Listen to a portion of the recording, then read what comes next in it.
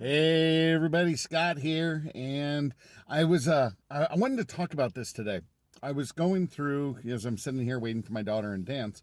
I was going through some various different social media sites, and one of the groups that I follow had an author who had been self-publishing some books, and was thinking that now they wanted to go to traditional publishing, and they were in this big dilemma of whether or not they should go to traditional publishing or not, and would anybody take them, because what they've realized is that they put out a lot of money self-publishing their books, and now they'd already written this person had already written, I think, one or maybe two books, and had self-published those, but was looking to do two more follow-up books and trying to put this thing together as a series. But now they were suddenly going, wow, it's going to cost a lot of money to be able to do this. So what they wanted to do was to try to find a trade publisher who would pick up all the books. And now the big question was whether or not that was going to be possible. And of course, you had all the people who, all the pundits, all the people who really thought that they knew what was going on, throwing out their 2 cents worth. But I did want to bring this one up because I think that it's an important question that I think a lot of self-published authors face when they dive into this business. So let's kind of talk about this first of all. Now, first of all, let me just say, before we go any further here, I'm not going to be saying self-publishing good, self-publishing bad. We're not going to go in that direction. I think that these are just considerations that people need to understand. But a lot of people will write a book, try to sell it to traditional publishers, either through agents or editors, get a lot of rejections, then dive into self-publishing. There's also a lot of people who will dive into self-publishing because they've had friends who say, I make a lot of money with self-publishing, but they don't understand really the whole business. So let's stop first and let's consider this. If you are self-publishing, it means that you are 100% responsible for everything. That means the developmental editing, that's the content editing. You've got to be in charge of all of that. And if you are not skilled in that area, maybe you just write the book, you're not skilled in that area, now you have to pay for somebody to do that. You have to pay for somebody to do the artwork. You have to pay for somebody to do the marketing. You have to be the one to find the ISBN number and get that all hooked up. You've got to do all of this legwork that your traditional publishers would do. So that's where the money's going to. Do you get all the proceeds coming back? Yeah, you do, right? That's the one piece that you hear a lot of people saying is, well, when I self-publish, I'm not giving my money away to an agent who's going to take money away for what, you're right. You get that money back, but you've got to put out that initial investment. If you are self-publishing and you don't have a company that's going to do like print on demand for you, that means that you have to buy that whole surplus up front. And then you sit there with a whole box and you've got to be the one for distribution and mailing and all of that. So you get that that's where that's coming from. If it's all electronic, that's a different story, because somebody else is taking care of putting it on a server, but it's the upfront costs. So now the question is, if you want to go to a traditional publisher, and it requires an agent, obviously you got to go through that agent piece. But the one big question we're always going to ask, if you decide to make that shift from self-publishing to having somebody else do it for you, which is fine, people will look at you, people will consider you. The myth that says we won't, no, that's not it.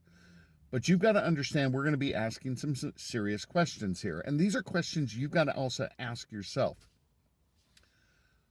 One of the things that I always push for when somebody has self-published, I always put, and it's in my submission guidelines, I want to know what your sales numbers are. I want to hear what your sales figures are. And that's where the big difficulty comes in. And this is the piece that I think a lot of people miss. If you are not selling any books and your numbers are not coming in with great sales figures, the question is it because of your marketing ability or is it because of the book, right? If your book is something that can't be sold, then why would I want to take on your book that can't be sold? See, you get the idea. Now, the next side is if your book is really doing that well, and you want to shift over, sure, we're going to consider that. But now the question is, if your book is doing that well and you are making a ton of money, why do you want to make that shift? You got to question that. Now, if it's something that's been making a lot of money and you want to make the shift to expand to a bigger market, then potentially we can do that. But you're going to have to show us those numbers. I always like to say, if you watch, one of my guilty pleasures is I love watching Shark Tank. And that's always one of those figures that every one of those sharks will bring up is, I want to know what your sales figures were. And if they're pathetic, then they're going to go, then that's the reason why we're not going to invest in you. But if they are that good, then they have to decide, can they make them better or is it going to be a wash? Okay.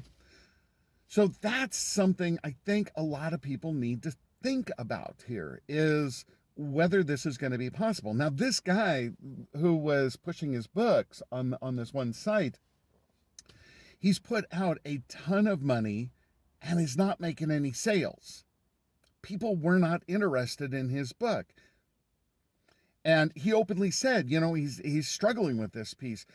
But his belief is, but people will suddenly become interested in his books after it goes through a traditional publisher.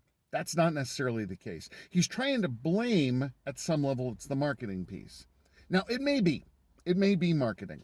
It may be that he's got a limited market and limited expertise as to how to get that book out. The odds are he's got a book that he had a passion to write, and the odds are that there is really a limited amount. Okay? So, what's the big takeaway here? This is the piece that you've got to think about. What's the big takeaway that we got to be looking at here? Well, the big takeaway is, first of all, before you even start writing that book, you got to figure out if there's a market for it. That's the number one thing. Secondly, you've got to decide before you dive into the self-publishing, because this might be a book that, for this particular author, had maybe that author gone through a traditional publisher, maybe there would have been a market later on. But now you can't really backtrack. He sort of burnt that bridge. So before you dive into self-publishing, you've got to really know that market. You've got to know, is this a book that can be sold? Is there a market for it? Is there somebody who might be interested in it? And you got to play through all of those things. Let me backtrack one more piece here. Remember at the very beginning when I said a lot of people will attempt to sell this book to traditional publishers and then give up, go back to self-publishing. And now they're coming back. One question that I've often asked an author, if I like their book, and I'm thinking, well, maybe this book's got some potential, and I get to this point that I'm talking to the author, a lot of times I'm going to say, where have you marketed this book already? And it's always disheartening when you find out, I've already sent it to the following publishers and they all rejected it. Burnt a bridge. Okay? Because guess what? If you've already sent it to, say, Macmillan or Pocket or whoever, I'm just going to pick a couple names. If you've already sent it to them and they've already rejected you, I can't turn back around and say, hey, I know you rejected this book, but I've read it and I think you should take it now. They're going to go, no, we already said we don't want it. So this is part of the reason why when we go back to, and I said, before you dive into anything, you've got to look at all the options first. If you want to do a traditional publisher, that's fine. Take that approach. You want to do the self-publishing. If it doesn't work and it's due to the book, you're out of luck. There's nothing more we can do about this. Okay? So I feel really sorry for this particular author because I think this author might have a passion to make this thing work, but now is trying to backtrack and save themselves, and it's going to fail. I don't see a whole lot of hope, because let me just also give you a hint on this one. This particular author, the next two books are connected to the first two. So that means that if the first two didn't sell, these next ones are never going to sell either, because they're based on the first one. Nobody's going to buy book 3 and 4, period. Okay?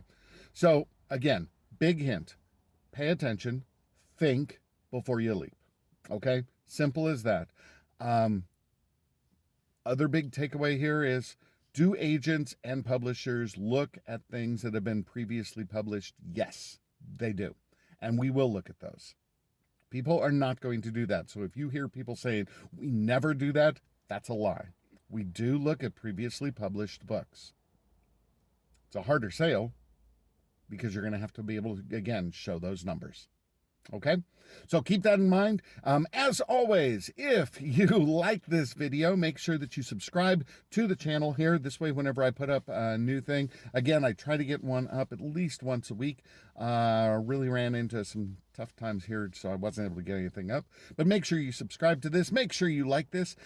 Make sure you tell your friends about this. If you are interested in more information, I am on Instagram. I am on Facebook. The agency is on Facebook, so make sure you take a look at Grey House Literary Agency or Grey House Agency. Those are the easiest ones.